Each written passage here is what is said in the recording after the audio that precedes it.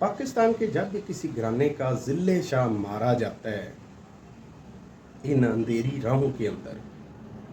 तो उसके वालिदैन सदमे में तो होते ही हैं। रोना पीटना तो उसकी माँ और बाप बहन भाइयों में होता है, ये तो कन्फर्म बात है। लेकिन उसके साथ ये जो अंधेरी नगरी के अंदर जब किसी ज़िले शाह का कत्ल हो जाता है, तो फिर उसके घर के अंदर कुछ वफूद, कुछ वफद वगैरह, कुछ इम्पॉर्टेंट शख्सियतें आके उसके पास बैठ जाती हैं और कहती हैं कि जनाब वो तो गया, अगर इंसाफ लेना है इस मुल्क में तो केस कर दो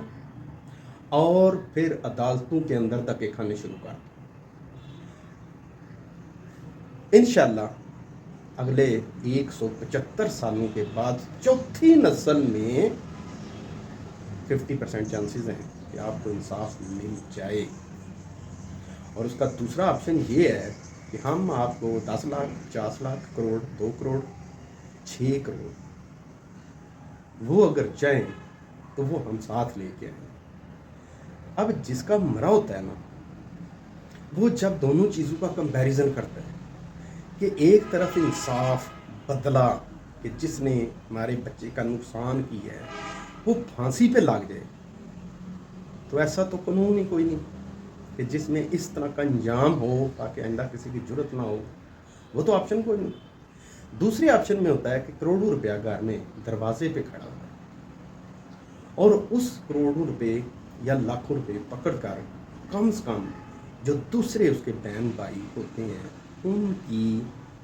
जो महरूमियाँ हैं उनको तो कम से कम काटा जाता है। अगर इस तरह का ट्रेंड चल पड़ा तो हर घर से हर वालिदैन की ख्वाहिश होगी कि अल्लाह करे कि हमारा बच्चा जो है ना इस अंधेर नगरी के अंदर मारा जाए